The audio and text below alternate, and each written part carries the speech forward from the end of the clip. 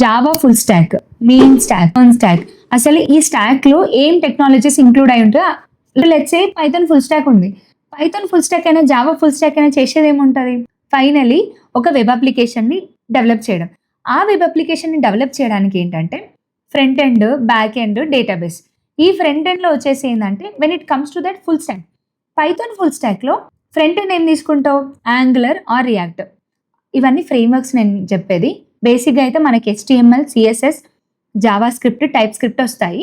But ఇవన్నీ కలగలిపి ఫ్రేమ్వర్క్లో ఉంటుంది. సో యాంగులర్ అయితే యాంగులర్లో వచ్చేసి ఏంటంటే HTML, CSS, JavaScript with TypeScript ఉంటుంది. Almost TypeScript, JavaScript near అనమాట. అండ్ రియాక్ట్ కూడా వాడచ్చు. అండ్ ఫ్రంట్ ఎండ్లో ఇదైతే, బ్యాక్ ఎండ్లో వచ్చేసి Python related framework. You can choose any other framework. Django కానీ, ఫ్లాస్క్ కానీ, ఫాస్ట్ API కానీ, ఏ ఫ్రేమ్వర్క్ అయినా తీసుకోండి. And finally the databases. డేటాబేసెస్లో కూడా 2 రకాలు ఉంటాయి. ఒకటి రిలేషనల్, ఇంకోటి non relational. Non relational Mongo DB ఇలాంటి డిబీస్ వస్తాయి అనమాట. అంటే ఇట్స్ కంప్లీట్లీ డాక్యుమెంటెడ్ ఆబ్జెక్ట్. అదే ఇప్పుడు రిలేషనల్ డేటాబేస్ అయితే SQL కానీ, PostgreSQL కానీ, సో ఇలాంటి రిలేషనల్ అంటే వాట్ ఎవర్ ద డేటా, మనం ఏదైతే డేటా అసలు టేబుల్ ఫార్మెట్లో చూస్తామో దాన్ని మనం ఏంటంటే రిలేషనల్ డేటాబేస్ అని చెప్తామన్నమాట. సో ఇప్పుడు ఈ పైథాన్ ఫుల్ స్టాక్లో ఉండి, ఈ పైథాన్ ఫుల్ స్టాక్ అంటే ఏం లేదు, మనం బ్యాక్ ఎండ్కి పైథాన్ బేస్డ్ ఫ్రేమ్వర్క్ తీసుకుంటున్నాం. ఫ్రంట్ ఎండ్ అయితే common. Same when it comes to the Java full stock అయితే ఏం చేసుకుంటాం? Front end whether you take it out angular కానీ, రియాక్ట్ కానీ తీసుకోండి. బ్యాక్ ఎండ్కి మాత్రం జావా బేస్డ్ ఫ్రేమ్వర్క్ అనేది తీసుకోండి. ఇప్పుడు ఫైనల్గా ఇంకొక పాపులర్గా ఉన్న స్టాక్ ఏంటంటే MERN stack. MERN stack is nothing but MongoDB, Express.js, React, Node.js. ఇప్పుడు మనం కంప్లీట్ ఒక వెబ్ అప్లికేషన్ ని డెవలప్ చేయాలి అనుకున్నా కూడా ఏ కైండ్ ఆఫ్ స్టాక్ అయినా మనం యూజ్ చేసుకోవచ్చు.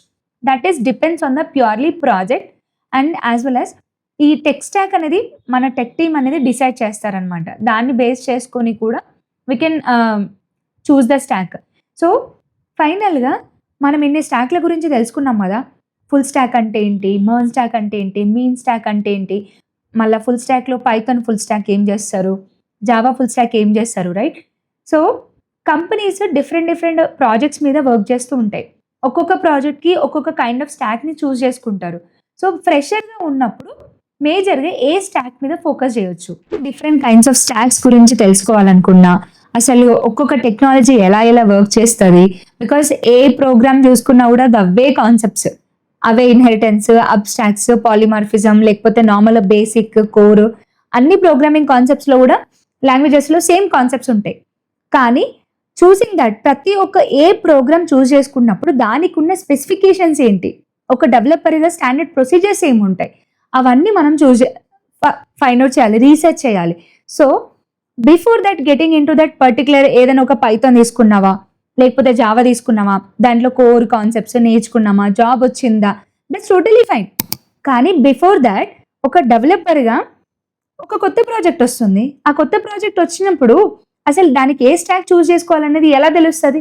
మనం ఫ్రెషర్స్గా ఉన్నప్పుడైనా, ఎక్స్పీరియన్స్డ్ అయినా సరే, we need to be more aggressive, right? చాలా అగ్రెసివ్గా రీసెర్చ్ అనేది చేయాలి. ఏ ప్రోగ్రామింగ్ బెటర్గా ఉంది మార్కెట్లో.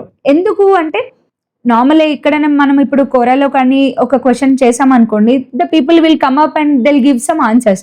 వాళ్ళు చెప్తారు దీనికి చాలా మంచి మార్కెట్ ఉంది అని. అది మీరు డిసైడ్ చేయాలి అని అంటే you need to go to the each and every program that specifications ఎలా ఉన్నాయి, దాన్ని ఏమంటారు, ప్రతి వర్షన్ టు వర్షన్ ఎంత ఇంప్రూవ్మెంట్స్ అనేవి జరుగుతున్నాయి, ఎక్కడ జరుగుతుంది. మీరు ఒకటి ఇప్పుడు పైథాన్ చూస్ చేసుకున్నారా, జావా చూస్ చేసుకున్నారా, any programming language you choose it guys. కానీ ప్రతి ఒక్క ప్రోగ్రామింగ్ లాంగ్వేజ్లో understand that how does it the way of flow will work. Because A programming చూసుకున్నా కూడా ఫైనల్గా మనం అయితే ఒక అప్లికేషన్ అయితే బిల్డ్ చేయాలి. ఆ అప్లికేషన్ బిల్డ్ చేయాలి అనుకున్నప్పుడు యాజ్ ఎ డెవలపర్గా 2 విషయాలు గుర్తుపెట్టుకోవాలి.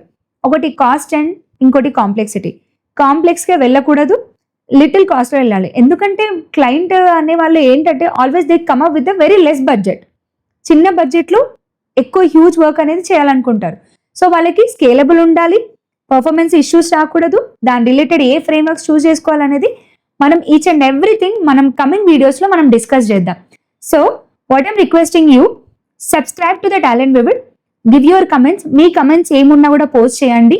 అండ్ మీ ఫ్రెండ్స్కి కూడా షేర్ చేయండి please. I was expecting the more likes so that ఇది నాలెడ్జబుల్. ఇది ఏంటంటే మన ఫ్రెషర్స్కి కానీ ఎవరైతే ఐటీ ఇండస్ట్రీలోకి రావాలనుకుంటున్నారో వాళ్ళందరికీ ఇది చాలా యూస్ఫుల్ అవుతుంది. So they will have the more idea. Already job వచ్చినా, జాబ్ కోసం ట్రై చేస్తున్నా, ట్రైనింగ్ కోసం ముందుకు వెళ్ళాలనుకున్నా కూడా these kind of videos are more useful. So ఇది మనం షేర్ చేయడం అనేది మన బాధ్యత. And thank you.